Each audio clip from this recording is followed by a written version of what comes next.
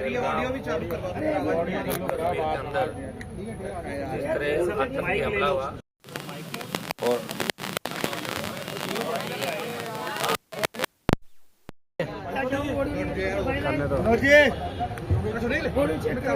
परसों कश्मीर के अंदर पहलगाम में जो आतंकी हमला हुआ और सेना की वर्दी के अंदर, पुलिस की वर्दी के अंदर लोग आते हैं और 27 से ज़्यादा वो मासूम लोग, वो सीधे साधे लोग जो कश्मीर को धरती का स्वर्ग मानते हैं और वो अपने बच्चों के साथ वहाँ कुछ क्षण बिताने के लिए जाते हैं और उनकी निर्मम हत्या कर दी जाती है।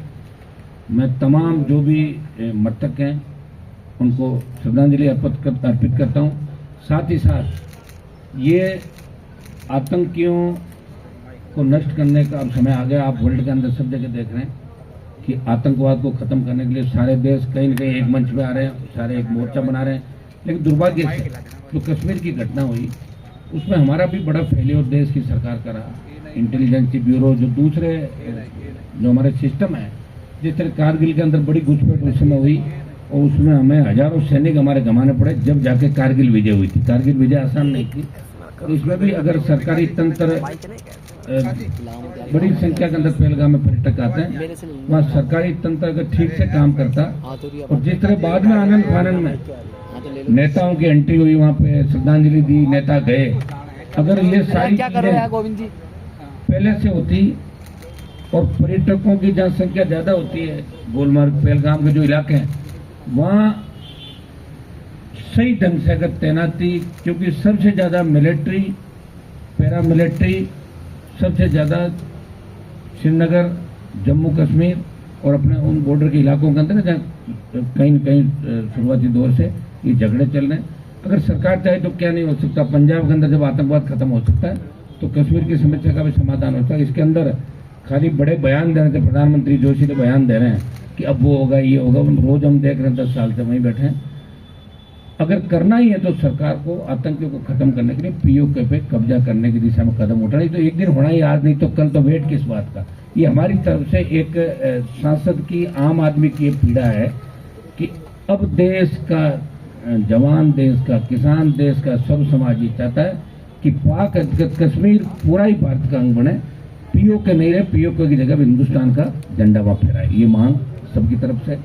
आज जिस विषय के लिए मैंने आपको आमंत्रित किया, आज राजस्थान का जवान भजनलाल जी की सरकार आने के बाद एक उम्मीद राजस्थान के जवानों के अंदर जगी थी, छात्रों के अंदर जगी थी कि पिछली समय जब भारतीय जनता पार्टी सड़कों पे कांग्रेस की भर्तियों के खिलाफ आंदोलन कर रही थी और भजनलाल जी से लेके, भजनलाल जी तो उस समय बड़े नेता नहीं थे, लेकिन भजनलाल जी से लेके जितने भी बड़े नेता थे भारतीय जनता पार्टी के, जो मुख्यमंत्री के दावेदार थे, वो कभी शिवलाइन फाटक पर प्रदर्शन कर रहे थे, घोषणा पत्र के अंदर बात रखी कि हमारी सरकार जैसे ही बनेगी हम आरपीएससी का पुनर्गठन करेंगे।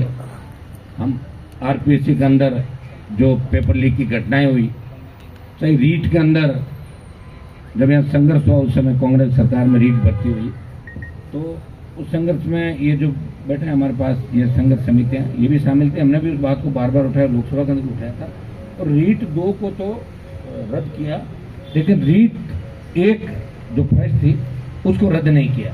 तो कितना बड़ा आप धोखा देके राजस्थान की जनता के साथ गहलोत सरकार ने, एक पेपर को तो रद्द कर रहे हो और दूसरे को नहीं कर। तो रीट लेवल फर्स्ट को रद्द करने की बात भी हम लोगों ने उठाई और बीजेपी ने बात उठाई थी कि अगर हमारी सरकार बनी तो रीट लेवल फर्स्ट को भी हम रद्द करवाएंगे, एसआई भर्ती को रद्द कराएंगे और एसआई भर्ती के साथ साथ पीटीआई 2022 की जो भर्ती है उसमें करीब 90% डिग्रियां बाहर के विश्वविद्यालयों से बीपीएड की, आपकी दूसरी डिग्रियां लाके और बच्चे यहाँ पीटीआई बन गए और बड़े गिरोह राजस्थान के तरफ। कोई सोच नहीं सकता कि राजस्थान की ये दुर्दशा हो सकती है। हमें दिल्ली के अंदर लोग पूछते हैं, मजाक उठाते हैं कि साहब कोई डिग्री विग्री मिल जाएगी क्या एमपी साहब उधर से राजस्थान में, तो आप दिखवाएं। तो कहाँ, तो हमारा एक बहुत बड़ा राजस्थान का रुतबा था, लोग कहते बिहार यूपी से फर्जी डिग्रियाँ आ रही है।